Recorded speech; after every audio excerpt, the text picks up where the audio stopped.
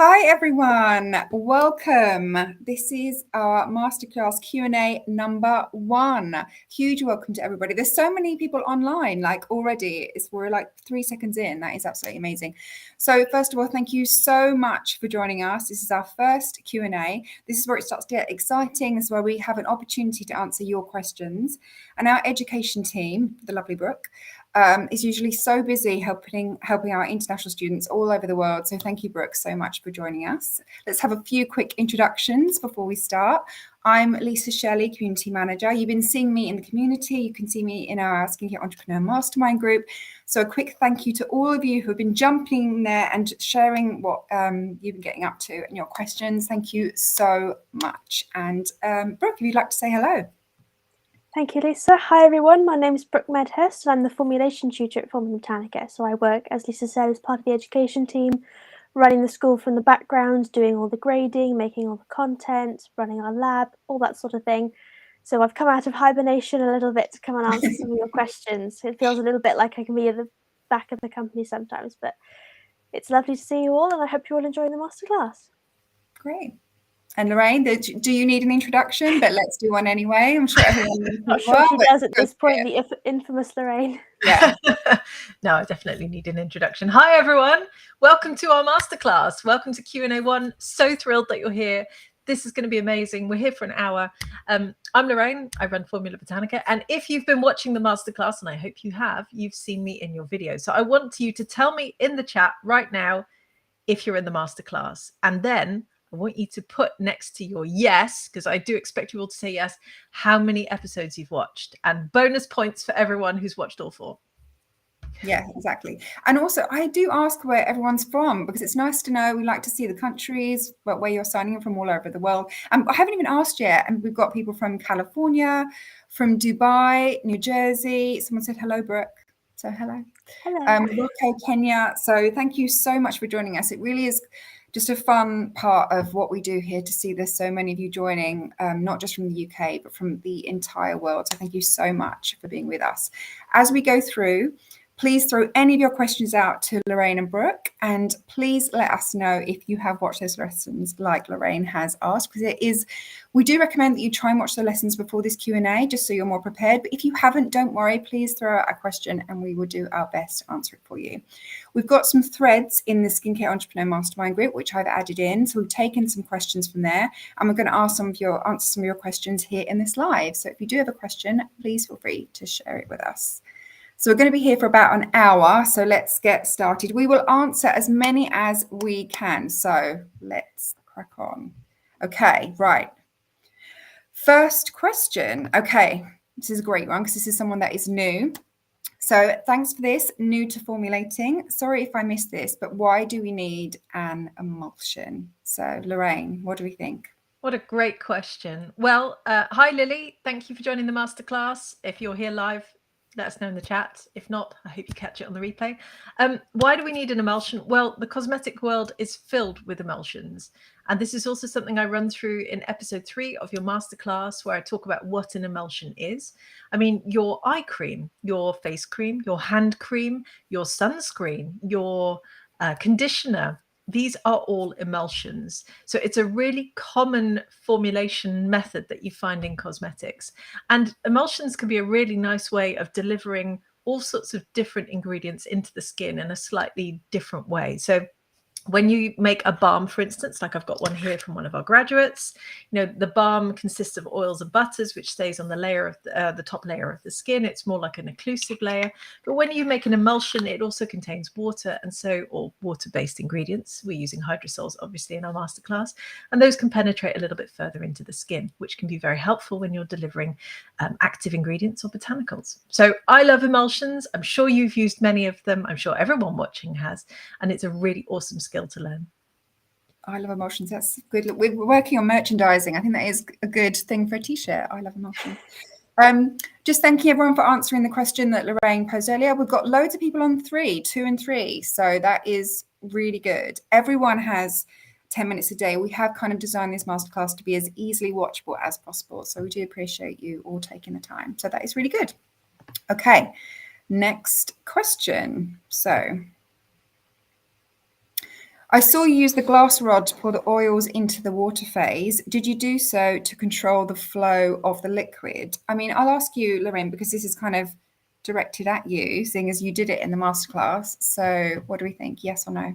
Yes, it's a nice little trick to control it, because if you try and pour it directly out of whatever container you're using, often, or out of a beaker, it can just sort of slosh straight in. So it's a really nice way to control it, particularly when you're working with small quantities, which is what we're doing here. But yeah, it's a technique you'll see us use in all of our courses, for instance, if you enroll with us too. So try it out for yourself, because it really makes you feel like a professional once you start doing it, because you're like, oh, look at that, it's going off the rod. You know, it's very, very pro tip, basically. It is, it's very, very handy. And trying stuff as well is like a good ethos. You know, just try it. You won't know unless you've tried it. If you didn't write it down, it didn't happen, as we say here all the time. Okay, next question. So can you whisk the base too much? Will it get thicker and thicker? Are we looking for a best consistency for our eye cream? Brooke, what do we think about Lois's question? So Lois, that's a very good question. And it's not exactly, I imagine you're thinking like if it's going to get a lot thicker and much more air into the product is what you do if you whisk it more, like you would with whipped cream. It's not going to do that necessarily with an emulsion, because you've got a water phase and an oil phase, and you don't necessarily going to make it a lot thicker if you just keep whisking it. It's not going to change the texture, because depending on the amount of emulsify that's in there is a big part of what gives it that texture. So if you were making something like a body butter and you whipped it, you would get more of it. But for an emulsion, it doesn't quite work like that. That being said, you don't want to whisk it too much, because you can break an emulsion if you start to sort of whisk it really, really hard for a long period of time. We're talking sort of an hour, then that's going to kill your arm and it's going to split your emulsion. So as you saw in the masterclass, we didn't stir it for too long. I mean, maximum about 10 minutes, and that should be enough. You just want enough to get all of the ingredients incorporated in, make sure everything is nice and combined properly, and that's all you need to do. You don't need to sort of keep whisking it and waiting for it to get thicker, because the emulsifier that we've used in this masterclass thickens as more as it cools down. So, and it takes up to 24 hours for it to reach its final consistency. So just leave it alone and let it set.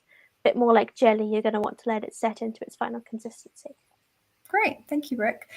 Just going back to the comments, there's a few people asking how to sign up to the masterclass. So there should be a link somewhere wherever you're watching from, and our team are in the comments as well. So all you need to do is sign up with that link and get your free ticket, and you're away. You can also find your workbook in there and everything you need, like supply guide, ingredients, which is going to be modeled now by the lovely Lorraine, who does that so well. Okay. Next question. So what are your recommendations for storing the serum base as we wait for the next lesson? This is from Dale Morris Staggers. Lorraine? Stick it in the fridge, because as I explain in your first lessons, you've hopefully bought the ingredients enough to make it a couple of times, if not 3 times.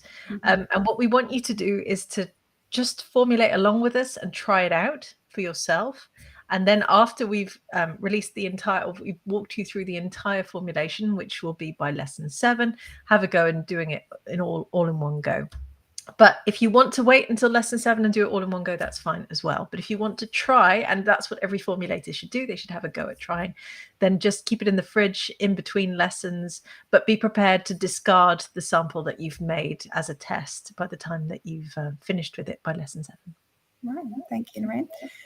So I'm going to take this question here from Napoleon Collection. Interesting name. So, hello, can I use the microwave to heat the jojoba oil and distilled water? So what do we think? Lorraine? I think Brooke was about to take that one. Brooke, sorry, I saw your lips both go. No, we wouldn't recommend you use a microwave to heat your ingredients, and that's mainly because the microwave, it works slightly differently in terms of the way it heats. It heats through microwaves rather than through water heat or induction heat, and it ends up being a lot stronger and a lot hotter, so you can't control the temperature nearly as well as you can with something like a water bath. So if you put your ingredients in a water bath, you can heat them up gently, and you're not going to scorch them, you're not going to damage any of the lovely botanicals and all of the lovely fatty acids, everything that's in the ingredients that we want to keep. If you heat them and damage them, you might sort of mean that tripping over my words, it might mean that they're not quite as good beneficial for the eye cream at the end of it. So we want to heat them gently, and we want to heat them as much as we need, but as little as we have to. So that's why we go to about 70 to 75 degrees Celsius. It's just enough for everything to melt and for everything to be combined properly, but not enough for it to start damaging the ingredients. Great. Thank you, Brooke. So we have Denise. Denise always asks really good questions on our live. So thank you, Denise. Denise is back. Would it be a big difference if I pour the water phase into the oil phase? Brooke, do you want to take this one as Lorraine is taking a tea moment? So it does make a difference in your emulsion. You can do either way. It does make a slightly difference to the texture depending on which one you pour first, but that'll depend on the ingredients in the specific formulation you're making. Obviously, for the masterclass, I have tried it both ways, and there's not much of a difference, but it's ever so slightly noticeable. So we do recommend that you pour your oil phase into your water phase just to combine them two, because it's an oil and water emulsion, and that does help it to combine properly. But you're not going to suddenly make a water and oil emulsion if you pour it the other way around. It doesn't work like that. But yeah, you can do both ways, but it just depends on which one works easier for you then. But. Okay, thanks, Brooke. So I have a question from Maram. It says, instead of glass, can we use metal containers? For the finished product or for the formulation component itself? I don't know. I'm going to assume finished product for the packaging. I would say that as well. I think so. First of all, I just want to say the questions coming in are brilliant. Keep them coming. We're going to have to. Give me look. I'm not going. Yeah. We're going to have to quick fire them, aren't we? Yes. When it comes to, I don't see why not. It depends on what sort of metal container. We'll talk more about packaging in lesson 7. I think if I leave it at that, then we can probably power through lots more questions. Yeah, I would like to just quickly say about the questions as well. A lot of people are asking questions about creating a business and all that kind of thing. This Q&A mainly is for, the first 3 lessons of the masterclass, just so we can cover as much as possible and get as many people making the cream safely and how we've taught them as much as possible. Okay, so Anastasia says, can you use your own hydrosol that you've made at home? Yes, you can. Yeah. However, what I would encourage you to think about is, and we talk about this in our shopping list, is we worked with hydrosols that are preserved, because hydrosols that sit around for a long time start to attract microbial contamination, because it's water basically, and microbes like to breed in water. We're going to talk a lot more about this in lesson 6. So if you are going to make your own hydrosol at home, use it straight away. That's what I would recommend, because if you have your hydrosol sat on the shelf for 6 months and then you use it, you might be introducing contaminated ingredients to your formulation, and no one wants that. I'm sure you don't want that either. Great. Okay, next question. Does the type of oil you use affect the viscosity of your emulsion? Is it possible to use a butter like mango butter? Brooke. So yes, you can use a product like mango butter, something thicker like mango, shea, cocoa butter. You could use those in an emulsion. It will definitely make it thicker. It will have a big impact on the texture, and because of the product we're making for this masterclass is an eye cream, we wanted it to be quite fluid, so that we've used quite a light oil so that it's not too thick and not too heavy. You could use a butter if you want to, but it'll be a different texture and you need different packaging, but it's something you can experiment with if you feel like you'd like to try it. Great, thank you. Okay, so Maria says, when putting a base in the fridge overnight, is it okay to just cover it with plastic foil? Right? I think so. I mean, if you can put a lid on it, that's even better. But obviously, if you're making it in a beaker, then you don't really want to transfer it out of that beaker. I wouldn't worry hugely about the sample you're making, because you're making it just to try it out, just to have a go with formulating. Because by the time that you've watched lessons 3, 5, and 7, and you've watched all the stages and been through all the theory in between, you should be able to sit down and make the whole thing in one go. So I wouldn't worry too much about it all, Maria. Just have fun with it and treat it as a sample that you're eventually going to discard. Great. Okay, next question. From Zen, after your emulsion is set and is too thin, can it be fixed? What can we do about that? Brooke? So in order for that, you can't do it with that batch of emulsion. So once your batch has been created, you can't then alter it after the fact. You can't sort of go back and undo it and then try again. What you're going to have to do is start from scratch. So that's part of why we give you 2 or 3 batches you can do in your masterclass, so that you can try it 2 or 3 times. With, as I said earlier, with this one, we've wanted to keep the texture quite thin and fluid because it is an eye cream and it needs to go into a pump bottle. So that is intentional. It shouldn't be watery thin, but it should be, if I've got it here to show you all, it should be about this kind of texture here is what you're looking for. So it's fluid, but not liquid. So that is the texture that your formulation is going to be if you follow the masterclass exactly. But if it does end up completely liquid for some reason, it's not something you can fix with that batch. Great, thank you, Brooke.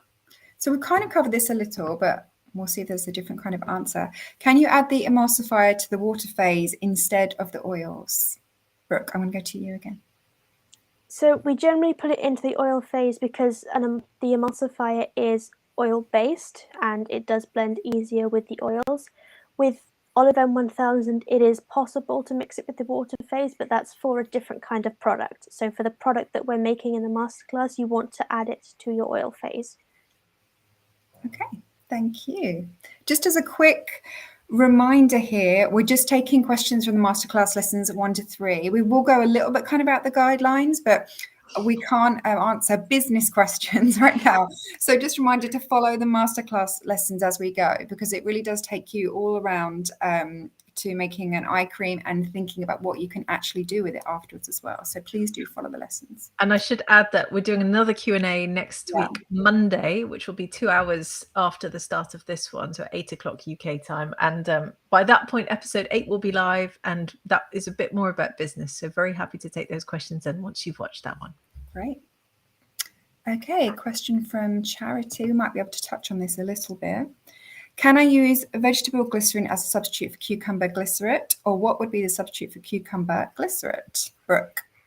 Yes, you can use glycerin as a substitute for cucumber glycerite if you can't get a hold of cucumber glycerite. Glycerites, for anybody who doesn't know, is just an extract of a fruit or vegetable, in this case cucumber, extracted into glycerin. So you can just use straight plain glycerin if you want to. You're not going to get the botanical benefits of cucumber in your product then, but any glycerites that you can get a hold of, maybe it's pomegranate, maybe if you've got papaya glycerite left over from our last masterclass, if you've done any of these with us before, you could use that if you want to. If not, plain glycerin will work. Just make sure it's vegetable-based glycerin. Great, thank you. Okay, next one. This is from Joanne Therin. How am I sterilizing things? What are you using? The alcohol, I think she means what alcohol, and what do I use for wiping things down? So how are we sterilizing everything? Oh, Lorraine's just grabbed something. Here's my props. Well, Joanne, first of all, I don't know if you've watched episode 2 yet in your masterclass, but go and watch that now because I cover a lot of that in there. First of all, I just want to make this clear because I've seen this a few times in the chat. We are not sterilizing, we are sanitizing. And that might seem like a really pedantic thing to say, but sterile, that sort of signifies a clean room in a hospital, that sort of thing. You're never going to achieve that for cosmetics. And that's perfectly fine as long as you sanitize things and keep things hygienic. So we use isopropyl alcohol. This is rubbing alcohol. This is 70%.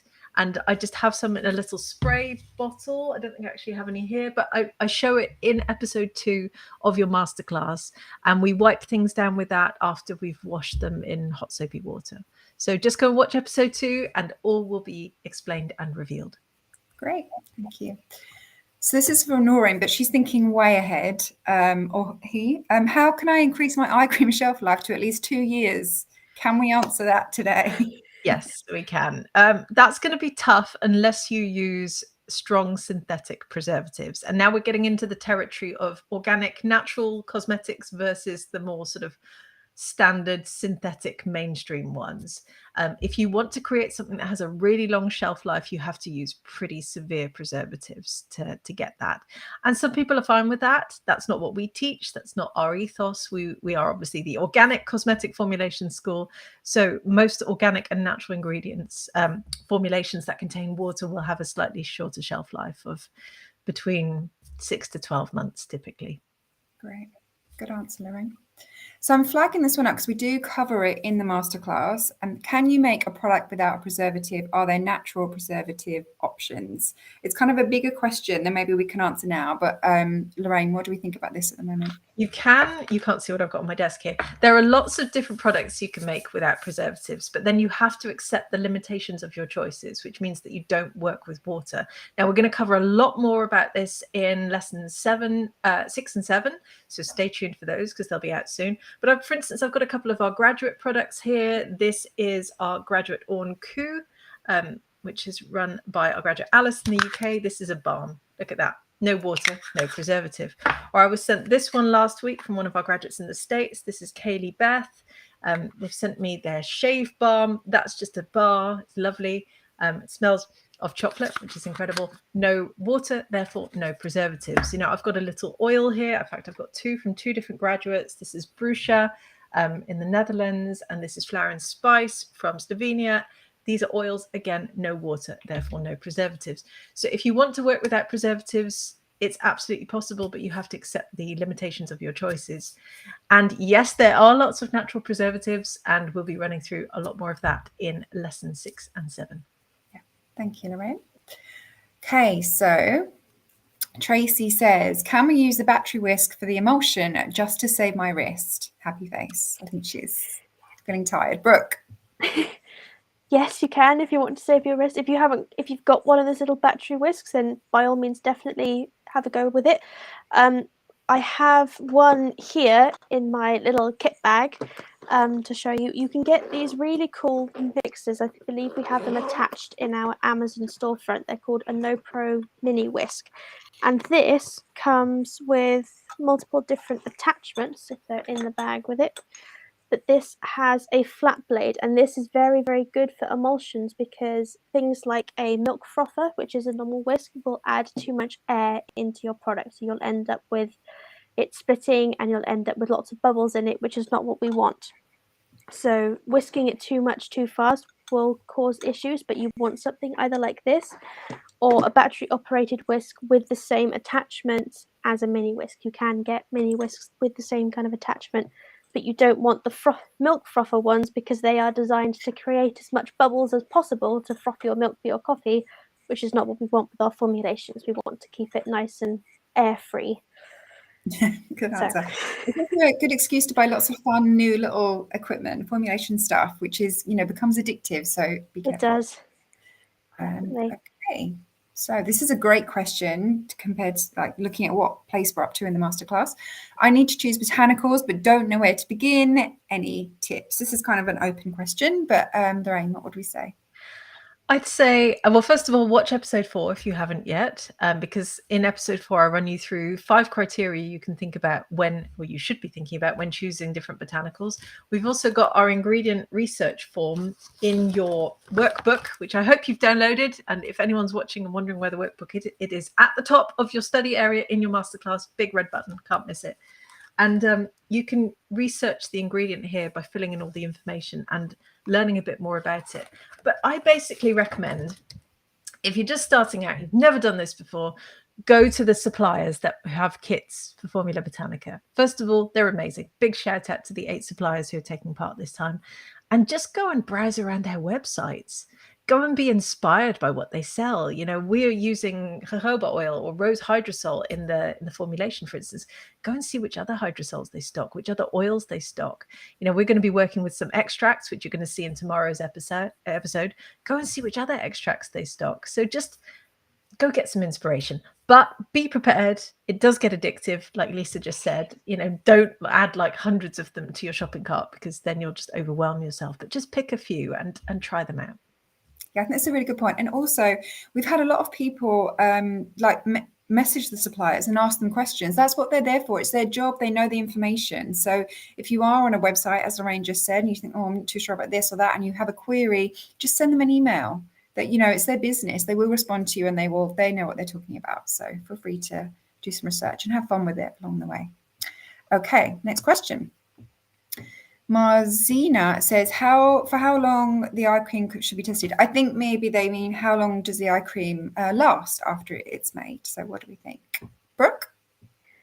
Usually we say between sort of 3 to 6 months for this formula. You can sometimes get them up to 12, but it's easier just to use it within 3 to 6 months just to make sure that there's no contamination in there at all. So that's the range that we would recommend. Great, thank you. Nice and simple. Yeah, nice and simple. Too quick for me to get another question. Right, Denise has come in with another one. She says, can everything be heated in one same beaker? Brooke, I'm going to go for you. Oh, Lorraine? No, you go, Brooke. Yeah. I was going to say, so there are some formulations in general where you can do the one pot method, and some ingredients and some emulsifiers allow for that. Not all of them do. For the formulation we're teaching in the masterclass, we do 2 separate beakers to heat the phases up to the same temperature to make sure everything comes to the same temperature at the same time, because different ingredients with different weights, they sometimes take, the water will take longer to heat up because you've got a bigger amount of it than the oil and the emulsifier will, but oil takes longer to heat because it's heavier, so if you've got more oil, that will take longer. So there's lots of different factors that come into it. So for this particular product, we recommend you just heat 2 different beakers if you've got them. Some, as I said, some products can do one pot method, but for this one, we do 2 separate ones. Great. Thank you, Brooke. So, and we've touched on this next question actually a little bit, but let's just see. So Abba says, what is the significance of heating to 70 degrees? Is it a standard heating temperature for an emulsifier? Brooke? So the temperature is specific to the emulsifier that you're using. So some emulsifiers say you need to have over 75 degrees, up to almost high up to 80. Some emulsifiers are 80. Some are fine just over 70. For the one we're using for the masterclass, Olive M1000, that is fine somewhere between 70 and 75 degrees Celsius. So as long as it's over 70, the emulsifier should be melted, and we tend to sort of heat between 70 and 75 just to make sure that it's fully melted and everything's going to blend together nicely, because you don't want your emulsifier to be not quite melted and then you end up with lumps of emulsifier in your cream, which is not what you want. So you want everything to be completely melted thoroughly. And coming back to one of the other questions of when you've got it in your oil phase, you will be able to blend it completely so that you can't see any difference between the emulsifier and the oil phase. I have made products where you put the water phase with the emulsifier and it doesn't blend together. You end up with the emulsifier sitting on top until you then whisk it really hard. So it is much easier to add the oil in first for that, and that's part of heating up to 70 and making sure it's all melted and nice and smooth. Great, thank you, Brooke. So this is a quick one. This is for me, really. This is from Wendy. I missed the masterclass yesterday. How can I catch up? You didn't miss anything. They're not live. You just have to get your free ticket, get your email. It sends you to a study area and everything is there. You can find your ingredients, your workbook, and all of the lessons. So if anyone is wondering they've missed anything, you have missed nothing. Okay, next question. Okay, so Nicola says, can I just start using my cream after lesson 3? Do I need to complete all the steps? Lorraine? I love it, Nicola. You're just, I love the enthusiasm. That's amazing. In theory, yes. I mean, you could use the cream that you've made after lesson 3 as long as you use it within, 24, 48 hours, let's say 72 of making it, and keep it in the fridge in between. Do you need to complete all the steps to make a cream that will last a bit longer? Yes, you do. And I will say, I mean, tomorrow's lesson for me was the coolest one because that's when we add all the botanicals into it. You get to watch some colorful things. It's really cool. And then, of course, you need to preserve it because it contains water. And we're going to be running through all of that in lesson 6 and 7. But if you want to use the one you've made right now, and kudos to you for having made it already, then go for it. Just keep in mind that it won't stay good. And we're going to be covering a lot more of that later in the masterclass. Great. Okay, from Karen. Is it safe to make a water bath in my own lab? I think she means own lab at home. Brooke? Yes, absolutely. All you need is some source of heat. So something like your hob or stovetop at home would do perfectly fine.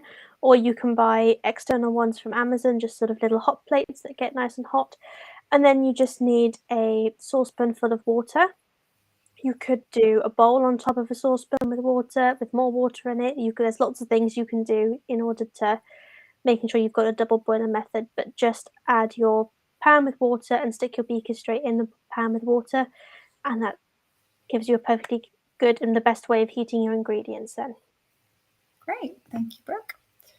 So we've got a bit of a challenge here, I feel, from Sue Gavin, which is always good. Why didn't you compensate for any water evaporation before mixing rose with the oil? Does this throw off the balance? So, Brooke. So this is a very good question, and very, very well done for picking up on it. So in general, there's no general consensus as to whether you should add any extra water or not to your formulations after you've heated them. It depends really on, again, the formulation you're making, what ingredients you're using, how high you're heating them, how long you are heating them for. For this particular emulsion, we are only heating it to about 70-75 degrees, so the water is not getting up to boiling point, to the point where it would start evaporating in large amounts. So any evaporation you get is going to be very, very small. And for this masterclass, it's not worth adding in the extra work for all of you who are new and have never done any formulating before. It's not big enough of a difference to throw off your product. And I've made countless products and I've never had to I've done them without having to add any extra water, and it doesn't make a difference to the overall formulation because we're not losing enough water for it to make a difference. If you are, I don't know, boiling maybe only 30 mils of water and boiling it for 20 minutes, then you're going to lose half of it, which you would then need to replace. But for this instance, you're going to be losing such a minuscule amount that it's not worth it. Great. Thank you, Brooke. See, Sue, we knew the answer. But let's challenge Lorraine and Brooke. I like it. Get those. Okay, so this is one from Marlene. We do look at substitutions later on, but she says, can I use sunflower oil instead of jojoba oil for the eye lotion? Yes. Brooke? Oh, Lorraine? Yes, you can. Sorry. Yep. We're both going to say the same thing. Yes, you can. Yes. In fact, we recommend you try different ones once you've followed the one that we make, or if you can't get hold of the ingredients, then we will be covering substitutions. But yes, sunflower oil is absolutely fine. Just don't necessarily buy oils from the supermarket, oils for cooking, because those have often been stripped of their goodies. If I want to sort of simplify it a little bit. We see it with olive oil, for instance.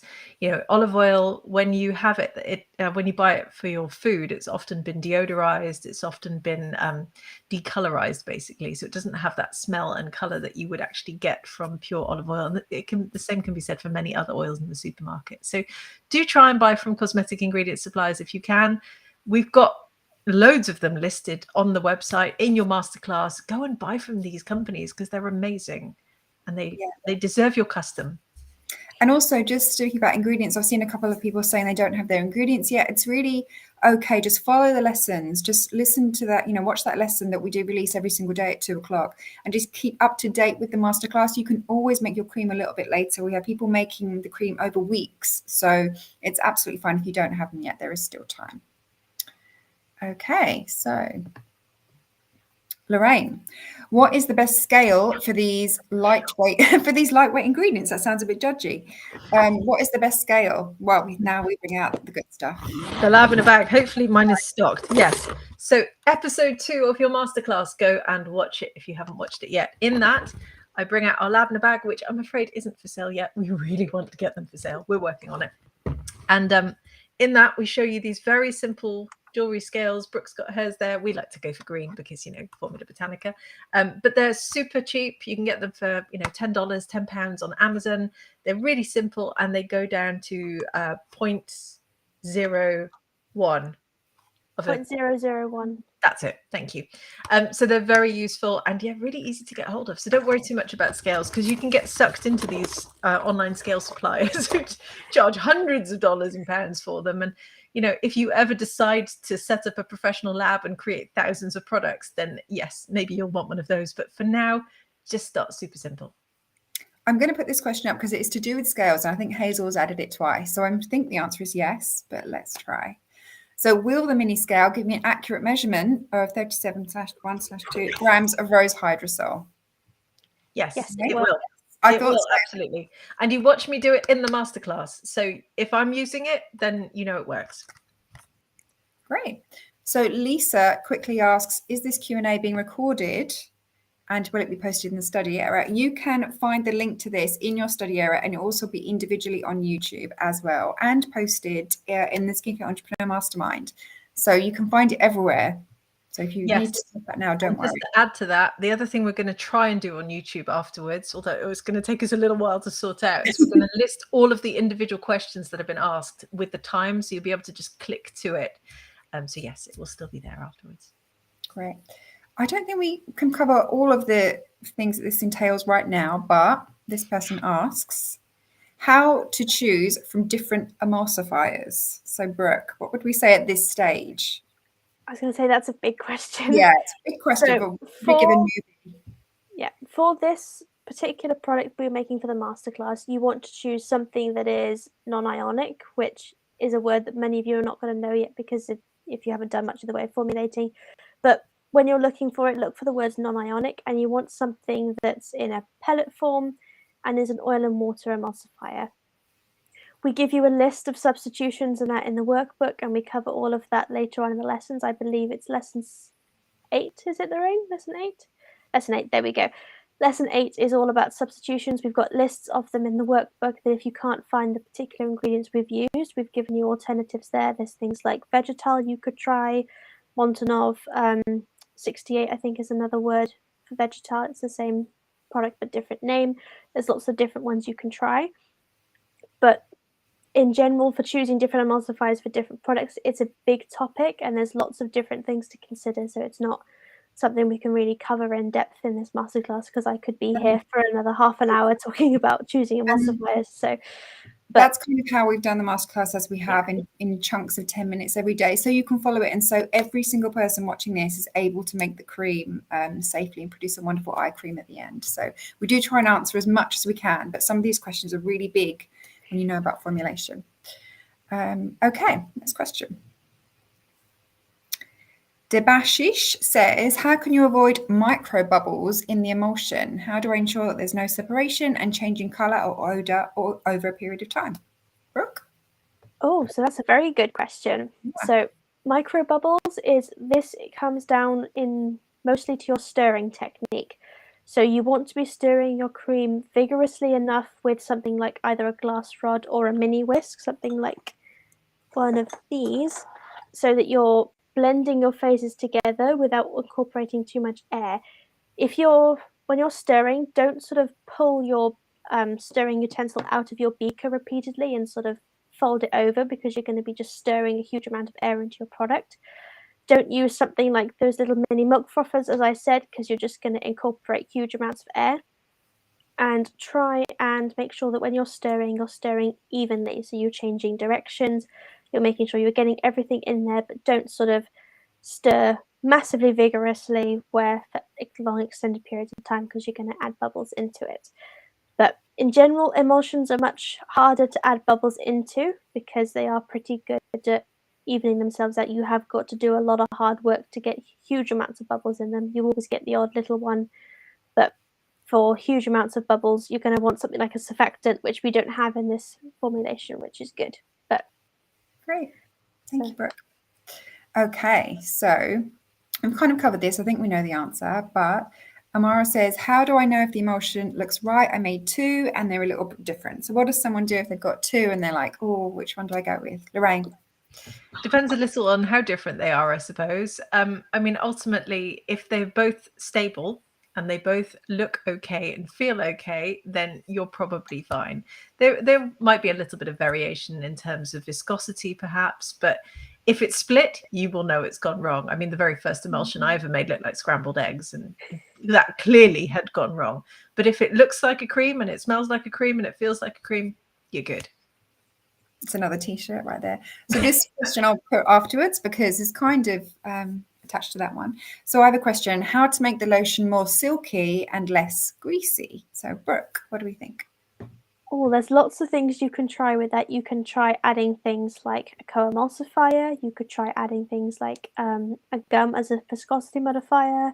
You could try adding starches or something to your formulations. There's lots of different things you could try with that. So that's something to experiment with, and maybe as you'll get better at formulating to expand into a bit more.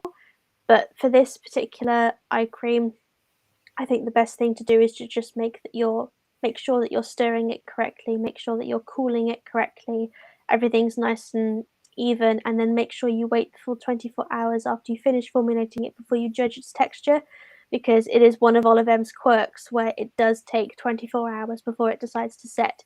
So you might pour it into your jar and think that's really thin and quite watery, but give it 24 hours and the texture is completely different. Yeah.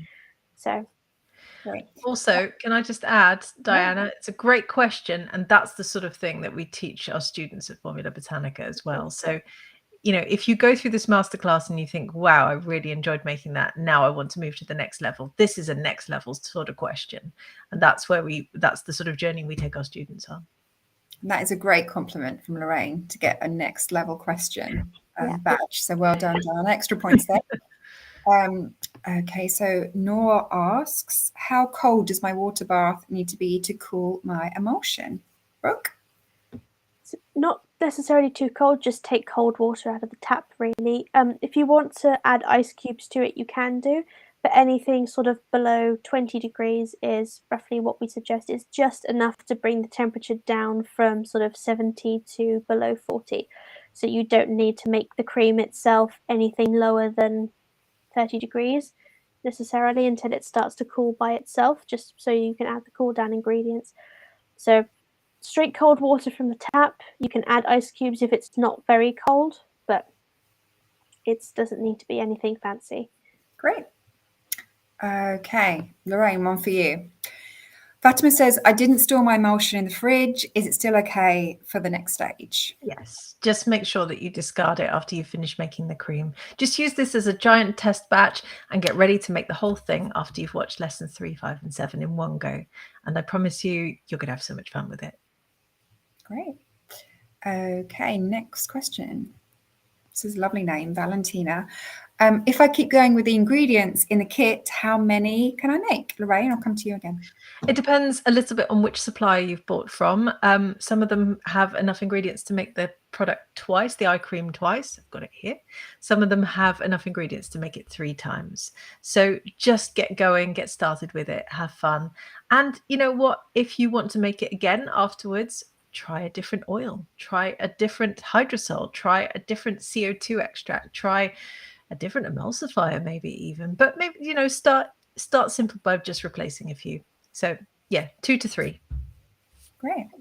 So this is kind of going back on emulsifiers again, but Kyle says, is there a standard percentage of emulsifier to add to every formulation, or is it product specific? You gave us the amount of emulsifier to add, but was curious if it varies from product to product. Brooke? So you're quite right. It's a very good question, and it will vary from product to product. So it'll also vary depending on which emulsifier in particular you're using. So each specific emulsifier has its own usage rate. So it'll have its own range of what you use it for. So some emulsifiers you might use at 3% to make a light lotion, or you might use it at up to maybe 7% to make a really thick cream. It depends on the size of your oil phase, how much oil the emulsifier has to physically emulsify within to the water phase. So if you're trying to make your own from scratch with a different emulsifier than we've used for the masterclass, then go to the suppliers of the products you've bought, the emulsifiers you've decided to use, and have a look at what they say on their website as to how to use it. It's the best place to start. Great, thank you. I just want to thank everyone at this point for joining in for this Q&A, and also for the amazing questions that people are asking. I think this, you know, don't take offense if anyone did the last one, but these are the best set of questions that we have ever had. People are really thinking about making this, making it a reality. So I just want to thank you so much, because it's a joy to see this list of questions. It is. I agree. It's so exciting, and I really can't wait to see all your products, your eye creams. You know, tag us when you make one. Stick it online. Use the Formula Botanica hashtag. Tag us everywhere, and tag me. I want to see it too. Yeah. Okay, so I think we might know the answer to this one. I don't think we've done this question, but I will answer it. If it has separated a little, I think they mean the emulsion, will it even out if I leave it in the fridge? So will coldness help it even out a little? Brooke? So that'll depend a little bit on the reason why it's separated. You might need to sort of stir it together and it might even itself out, but not necessarily. So you might be best just to make the emulsion again. At the end of the masterclass, do it all through with all of the ingredients and make sure it's nice and stable, and that might be the best way of going. It could combine back together, but it's only going to combine back together if you stir it. So it's not going to, if you just leave it as is and don't touch it, it's not going to reabsorb the water, because if it's separated, it means that your emulsifier has too much oil and water for it to be able to handle. Something's gone wrong with the molecular approach, without getting too sciencey, the process that it uses to bind the two together. Something's gone wrong with it, and it hasn't managed to bind all of it together. So yeah, try and make it again, I think, is the only thing you can really do, because it's not going to necessarily just magically combine back together. And don't worry about the fact that it's gone wrong. Yeah. Listen, every single formulator, even very, very experienced ones, chemists in labs, they have things go wrong as well. So do not worry about this. Treat it as a test, chalk it up to experience. In fact, we want you to have things go wrong as you're learning how to formulate. Like, we want this for our students. I know that sounds nuts, but if you have things go wrong, you will learn more from it than if everything goes right. So don't worry about it. Just have another go, like Brooke said. It's a very good point. We have a Facebook online classroom group, which is our Facebook group for students. And we have students in there saying, I've done this, I'm not quite sure about it. And they get lots of advice and guidance from other students as well in the group. So as Lorraine said, if you've done something and you want some advice, if you put something in that you're not quite sure about, you actually get more comments than if you put a completed product in there. So yeah, don't worry about it if it hasn't gone quite how you thought. Okay, Lorraine, one for you. So M. Dable says, are these ingredients set in stone? Can I make any substitutions for jojoba oil? Yes. No, they're not set in stone. And yes, you can make substitutions. Sorry, that was a very good answer, wasn't it? So make sure you have your workbook. I want everyone to tell me in the comments. Sorry, this is going to absolutely trash your comments here, Lisa. But tell me in the comments if you printed out your workbook. And I want selfies of your workbook. Lesson 8, which is on Monday, if I've got that right, will be all about alternatives, substitutions. And we're going to run through different oils, different hydrosols, different emulsifiers, different extracts, different everything. So stay tuned for that one. But if you go to your workbook now already, it lists a few already for you. But in terms of the oil, oh my goodness, oils are so exciting. There are at least 200 oils that you can buy, that you can use from different plants, and they're really exciting. So just go and find something and try it. Great, thank you very much, Lorraine. Right, so question from Susie. Susie says, I have rosehip carrot oil. Can I use this instead of the rosehip CO2 extract? Brooke? Yes, you can. So CO2 extracts, just to give you a little bit of a background, is essentially a different way of processing rose hips that gives you a slightly different product.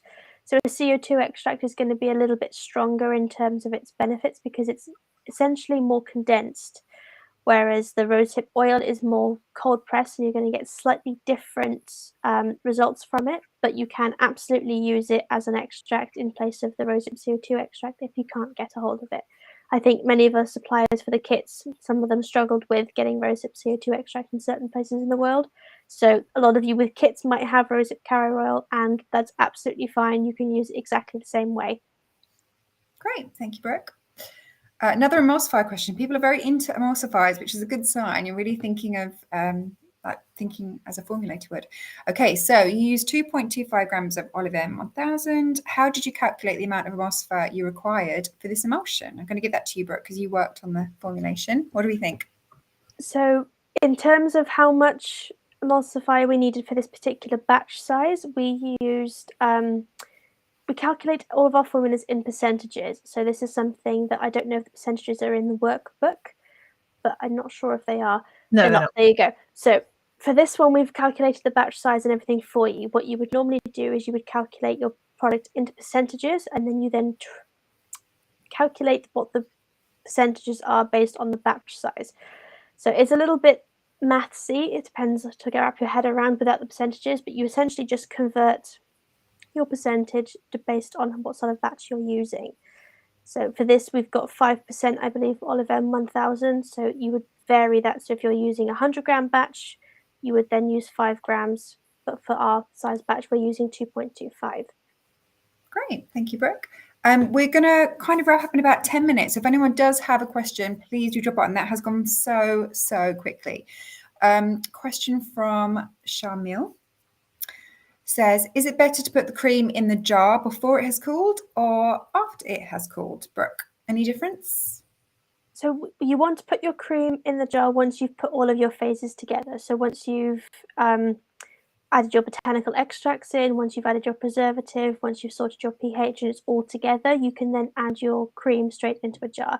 It should be below 30 degrees at that point because you're adding your cool down ingredients. It doesn't need to be stone cold before it goes into the jar, but make sure that everything is all incorporated and you've finished everything. Just stick it straight in the jar after that. You don't need to wait sort of 24 hours before you add it into a jar. Just put it into your container and it can finish cooling in the container, but just make sure it's below 40 degrees when you're adding your ingredients, and it should theoretically, if my maths is right, be about 30 degrees by the time you're putting it down, depending on what process you've used to cool. If you've added it to an ice bath, it'll be colder, but it doesn't need to be left.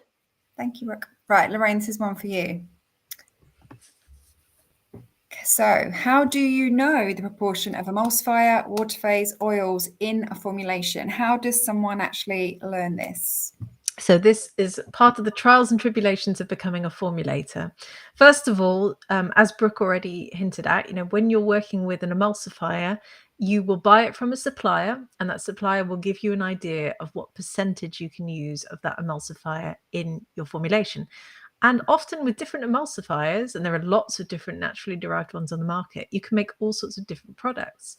So there are emulsifiers where you can make sprayable lotions, for instance, really thin ones, and there are ones where you can make really thick creams. And so you have to figure out which emulsifier you want to work with. So we've chosen one that is very simple to use, very easy to obtain. It's quite fun to use as well. It's obviously easy to get around the world, which is why we've gone with it. But imagine I chose another one that was just for sort of sprayable lotions, then I know that I will probably need a teeny tiny amount of oil, or in fact, maybe the emulsifier would be the entire oil phase and I need lots of water. Whereas if I'm making a thicker cream, I might have completely, the other way around, lots of oils and very little water. So it depends a little bit on the ingredients you're working with. And once you enroll with us, if you want to, and we would obviously love to welcome you into our community in the future, if you're not in there already, then you start to trial different ones and you start to make different textures. And in our advanced programs, even, we get you to make lots of different samples with different percentages so that you can see how the texture changes. It's a lot of fun. It's part of being a formulator, just trialing things and seeing how it ends up. Great.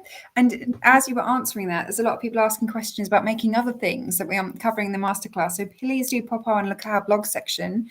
If our team could put that link in the comments as well. There's so many things for you to try and have a look at. The options are absolutely endless. And once you start, it does get addictive. So just be careful. Okay, I've got about 3 questions left. Let's go for this one. Okay, so Tiana's having a bit of an issue. Is it okay that the preservative eco smells strange after making an emulsion despite the use of EOs? Brooke, what do we think? Brooke's getting darker and darker. Like I know, I'm really sorry. The light switched for my main light. There's darkness coming across the screen. So quickly, you're enveloped. Yeah, my light switches over the other side of the room, so I keep thinking, do I go and run and switch it on or not? Let's just carry on. We've got 5 minutes. We're going to power through it. But so for preservative eco contains a compound called benzyl alcohol, and benzyl alcohol is a fragrance component. So it's found in a lot of fragrance oils, and it is in and of itself something that has a scent to it. So this is what then gives your product a scent when you use a scent preservative eco. It then adds to the scent because it is a fragrance component. If you're using essential oils, if you're using strong ones in high amounts, you might be able to mask the smell if you don't like the smell of the benzyl alcohol. But it's normally best to try and work with it to an extent, incorporate it into the fragrance profile of your product. For this masterclass, we haven't used any essential oils because it's going around your eyes, which is too... You need to be quite careful when using essential oils around your eye area. You use little amounts, you use specific essential oils. Some of them can be too much. Some of them you need to use in really tiny amounts. So we just decided for this masterclass, it's easier if we just do it without any essential oils. So you get the scent then from the hydrosol. This does balance quite well with the scent of the benzyl alcohol, but it depends on if you like the smell of the benzyl alcohol. So different people have different preferences. If it's something you don't like, you can add essential oils to it, but that then adds issues around your putting it around your eye area. Great, thank you, Brooke. Okay, so this is a question from Marlene. Is there a best choice in terms of storage of the eye cream? An example, a small mason jar versus a plastic bottle with dropper attached. Lorraine, do you want to take this one? Yeah, we're going to cover this in lesson 7, so stay tuned for that one. But we'll be using a small pump bottle because it means that you don't stick your fingers in it. So I'm going to keep that one short because the questions are still flooding in. We need to power through. Let's see how many more we can answer. Okay, right underneath. Can you recommend a place to purchase extracts? I'm going to quickly say we do have a supply guide in the study area, so obviously check those. There are others out there. You can obviously look at those as well. But any other advice, Lorraine, we would give them if they're looking to purchase stuff? I would just start with the supply guide. Those suppliers are amazing. I can see so many questions coming in. Lisa, Brooke, are you okay if we stay on a little bit longer to try? Yeah, that's fine. Yeah. Let's see what we can do. Shall I just turn my camera off and go and turn my light on? One second. Fire them at me, Lisa. Right, I'm ready. Just okay, so lesson 3, Adriana, hello. Lesson 3 says to heat up the beakers to 75 degrees, but then they are heated to 70 degrees. Does it matter? Is -5 degrees okay? So, Brooke. Sorry. Then. I'll place it, don't worry. We go on the directions from the suppliers. So we Olivem 1000, I believe that we're heating it to about 70 degrees. If it's a few degrees more over, that's not the end of the world. We try not to go under if possible because there is a minimum threshold that you want to meet. So again, we're going with the recommendations from the supplier, which is really cool because once you become a formulator, every ingredient that you buy comes with its own recommendations in terms of the amount you use, how you treat it in the formulation. So we're working with supplier recommendations here. That's why we're using that particular temperature. But as I think Brooke said earlier, there are loads of emulsifiers that work at different temperatures. There are some that don't need to be heated at all, which is really cool because also that saves energy if you're making very large batches, for instance, from a sustainability perspective. And it means that you don't heat your ingredients. So you're actually protecting those very sensitive botanicals that we'll be using in lesson 5 tomorrow. Great. Thank you, Lorraine. Okay, next question. Cedar's getting to the point here. I accidentally used too much Olivem. Can I heat and dilute with more oil or is it trash? Brooke. I would say just get rid of it for this one because of the amounts we've got to give you in the masterclass. Then it's easier just to start again because if you've used, it depends on how too much you've used. You're going to get you could just roll with it and see what happens because you might get a slightly thicker textured cream. If you want to try just roll with it, you can do. But depends also on how high too much you've measured. If you've got sort of 0.01 too much, that's going to be pretty much negligible and you can just roll with it and it doesn't make a difference. If you've added maybe an extra 5 grams, for example, then you've got a problem. It's going to be a big difference. But there's lots of things you can do with it. But yeah, if you've used too much, it depends really on how much too much is. So great. Well, this is a word I'm not going to be able to pronounce, but let's try this one from Antonella. How to avoid or reduce saponification in emulsions. Nice try there, Lisa. Saponification is when you create a soap. Now, the word we're looking for here is probably soapiness, because sometimes some emulsifiers do create a little bit of soapiness, which means that when you put it on your skin, there might be a white streak. And then if you rub it a bit harder, it might go a little bit streakier, and then eventually it will sort of rub in. Olivem 1000 does have that as a tendency. We've heard this many times over the years. We've used this particular emulsifier because it's very easy to come by. The reason it does this is because emulsifiers are part of a bigger group called surfactants that you might have heard of. Surfactants are used often in foaming products as well. Like you will have a surfactant in your dishwashing up liquid, for instance. And so an emulsifier is a group that's part of surfactants, which is why it can sometimes foam up a little bit. I wouldn't worry about it. There are different emulsifiers to work with. If that's something that you experience a lot of, then you might want to try another one. And we'll be talking about substitutions in lesson 8. Yeah, a lot of these questions are things we're going to be talking at through the masterclass. So just as a reminder, please do follow the lessons when we release them, or watch them a little bit later if you can. But following the lessons really is one of the most important things you can do. Okay, so KM says, can we make our own cucumber glycerate, Brooke? So you can definitely make them at home. We do have a blog post all about how to make your own glycerite. So maybe the team can put the link into that blog post, and I believe the link for the blog has gone in. So if you click through there, search on the blog, you can see a tutorial on how to make your own glycerites. It's probably too much for me to go into here because we're trying to power through the questions, but go have a look for the blog and it'll tell you everything you need to know. Great. Okay, so this is KM again. Can we know about substitutions for the ingredient list before episode 8? Lorraine. Yes, you can, KM. Go and download your workbook. I hope you all have your workbook. I can still see people in the comments asking, where's the workbook? Log into your masterclass. At the top of your study area, there's a big red panic button. Hit that one, and it will take you instantly to your workbook. And if you go to lesson 8 already in your workbook, there's a few substitutions listed. Not all of them. I mean, I will run through quite a few, but we're going to power through them even in the lesson. And there's 2 other emulsifiers listed there, and there are 4 other naturally derived preservatives listed here as well. So go and read your workbook and print it out and fill it in as you go through the lessons. Great. Okay, so Kay Sherry says, hi, my emulsion ended up with 2 layers, one white and one yellow. Is this natural and can it still be used? Brooke. So I imagine for that means that your oil has separated out of your emulsion, and in that case, no, just scrap that batch and try again. It does happen sometimes, and trust me, when you get started, it happens a lot. And even to this day, with me trialing these different formulas, it happens more often than you might think. And sometimes it's something really, really small that does it. Maybe when you disinfected your beakers, if there was a little bit of alcohol left, that could cause it to split. It could be temperatures, it could be stirring methods. There's lots of different things it could be.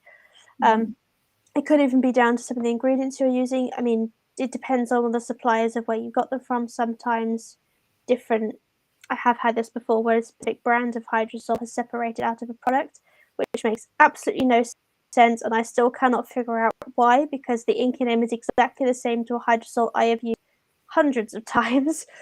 But sometimes you get these little quirks with formulation. So just do another batch, try again, and make sure you're following all of the steps we teach you in the masterclass. Follow the steps in the videos. We've got it all written down in the workbook, and try and follow along as closely as you can.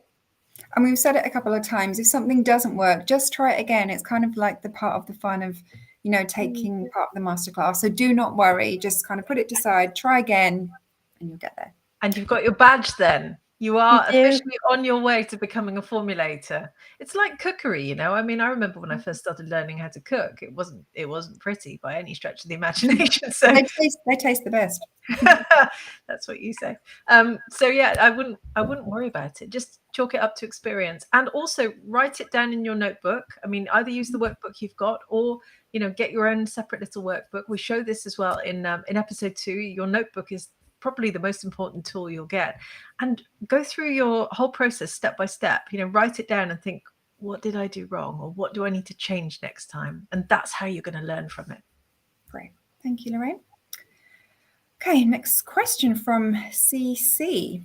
So, does the temperature of the room you're working in have an effect on formulations, especially if there is a lot of humidity in the air? Lorraine.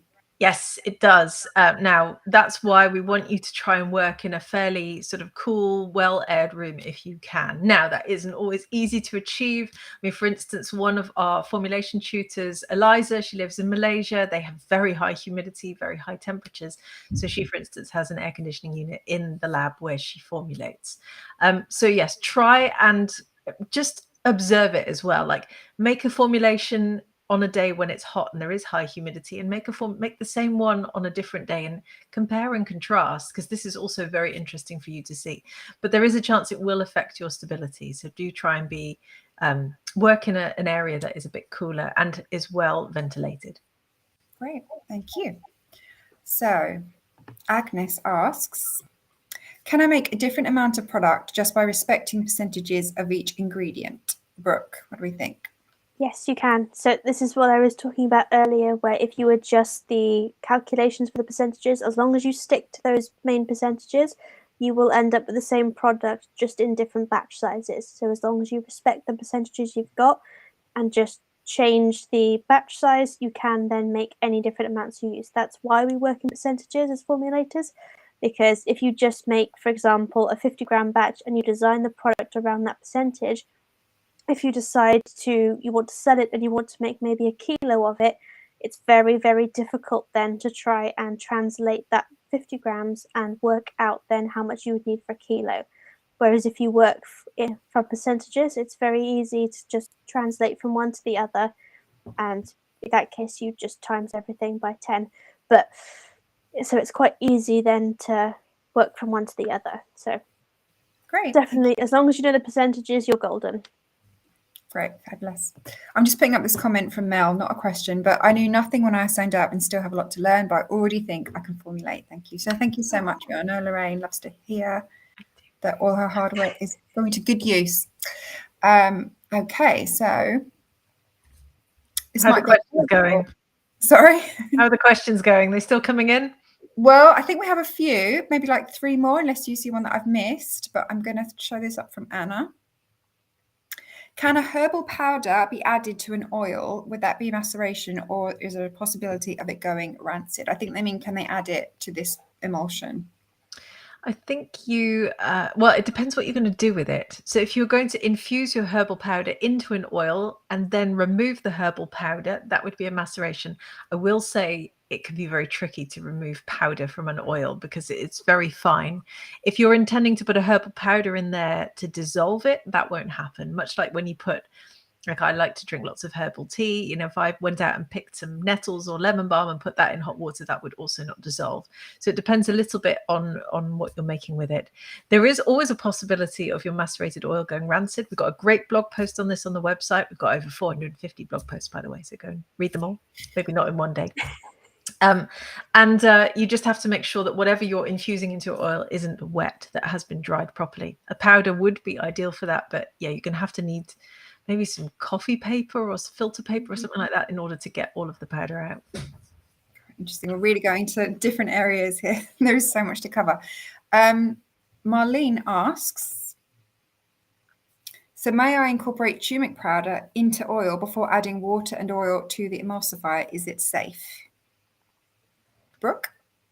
So as Lorraine said, the turmeric powder won't dissolve as part of the emulsion, and turmeric powder specifically has a very, very strong colour to it. So if you add too much, you might end up with slightly yellow tinted skin, which nobody really wants.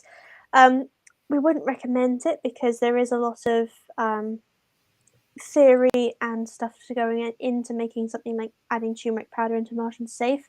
You do have to then think more strongly about preservatives, pH, and there's lots of different thinking that goes into it. So to keep it simple, I would not do that for now. You can get turmeric extracts, which have been designed to use in cosmetics, which is a much better option if you can get a hold of them. Depends on where you are in the world, and maybe something like a turmeric glycerite where you've infused chunks of dried turmeric into a glycerite would be a very good option. But just adding a straight up powder that you would buy, say, to put in a curry is probably not a good idea. No. To be honest. I wouldn't recommend that. So I was going to say, there's a lot of questions coming in that now go beyond the masterclass. I was just about to say that. But I mean, it's great because everyone's thinking about formulation. But yeah, we do have to kind of cut it off at some point because people start to get too excited. And that is why we do have the masterclass in 10-minute chunks so we can kind of answer those kind of questions. But I've got 2 quick ones just to round off because someone else asked this kind of question. does working with open windows result in contamination of our formulation? Brooke? Good question. Sorry, can I take that one? Because I was Yeah, talking sure. about having a well-ventilated lab earlier. We do want you to be well ventilated, but ideally you would have some kind of covering of your window, because yes, things could fly in and land in your cream, and no one wants that, believe me. And this is the last question I'm going to throw out there. This is a good one to end on. So I'm anxious to get started, which is great. How long will this emulsion last in the fridge? Brooke? So we would only recommend you keep it for a couple of days in the fridge. I think, as Lorraine said earlier, up to about 72 hours. The quicker you can get it preserved, the better. Ideally, whenever you make an emulsion, you would preserve it instantaneously, and that way you've heated it, and as soon as you've brought it down to temperature, you would add in your preservative as soon as it's safe and stable, and that avoids any contamination from that point. As Lorraine said, 72 hours you could keep it in the fridge, but we would say ideally as little as possible. If you're going to make, because if you've got the kits, or even if you've bought the ingredients separately, you should have enough ingredients to be able to make the cream multiple times. So try and go through the masterclasses and make one batch where you do each lesson individually, and then once you get to the end, make one batch where you do everything at once, and just discard the other one, because it's ideally safest if you don't use that one that's been knocking around in the fridge for a week. It's like using leftovers that you've kept in the fridge. You ideally don't really want to eat them a week later. If you've been heating them and faffing with them for a week, it's never that good of an idea, because it sometimes upsets people's stomachs. But in general, try and make it at the end if you can. You can make it throughout if you want to give it a go, but definitely make it at the end all in one go if you can. Great. Thank you so much. We're going to wrap it up there, because the questions have been absolutely fantastic. And actually, I will get the lovely Brooke to go back and answer a few of the questions we didn't get to. So I'll put her to work tomorrow. I just want to take a moment to say thank you so much for joining us. We really do appreciate your time and joining us for these Q&As. We couldn't do them without you. And it's been really lovely, actually, to see how inventive you've been, how you are starting to think about making this cream. And makes it exciting for us as well. So we really do appreciate that. So thank you so much for joining us. I've seen a few thank yous in the comments as well. So it's amazing. And I absolutely have loved all of these questions. I just want to say, if you're starting to think beyond what we're doing in the masterclass already, go you. You're awesome. You're well on your way to becoming a formulator. Don't overcomplicate it at the moment, though. Don't get caught up in researching all these other things around it if this is new to you. Just stick with what we're doing. If you can find some substitutions, if you can't find the ingredients, just stick with that. But try and keep it simple. And if you want to continue on that journey of becoming a formulator, we have the courses for that. That's why we're here. We're the online organic cosmetic formulation school. And we're teaching this because we want to teach the world to formulate. We want all of you formulating, because it's a skill that everyone can and should learn, in our opinion. But if you want to go beyond the masterclass, we are here for you. And I just want you to remember that. So don't get too bogged down at the moment in all these extra things, all these other ingredients and powders and foaming things. It's exciting. I get it. But for now, just keep it simple. And if you want to continue on that journey, then we're ready. We're ready for you. And you can turn from a DIY recipe follower into a formulator. And we've got the courses for that. That's absolutely right. And I'd just like to say, it's a little bit of just summary at the end. We've got a couple of people kind of asking if they can watch the replay. Yes, you can go back. So if you joined us a little bit later, don't worry. We will also, in the Skincare Entrepreneur Mastermind, try and mark the questions. I don't know if that's going to be the lovely Wayne. We will try and mark the questions so you can actually go to the question that you want to ask us. And Irma just said, thank you so much. I got all my questions answered, and I didn't even have to type it because someone else had already asked it, which means you're already kind of like thinking the same, which is absolutely fantastic. Yeah. So thank you so much. Thank you for joining me, Lorraine and Brooke, and for taking the time. And we will see everyone, I hope, on Monday. I'm not sure if it's at 6 o'clock. We will see you on Monday for the next one. Stay tuned for episode 5 tomorrow. I hope you're all excited. If you haven't caught up with all 4, get stuck in right now. It's just 10 minutes a day. Don't forget that. That's great. Thank you, everybody. See you soon. Thank you, everyone. Bye. Bye.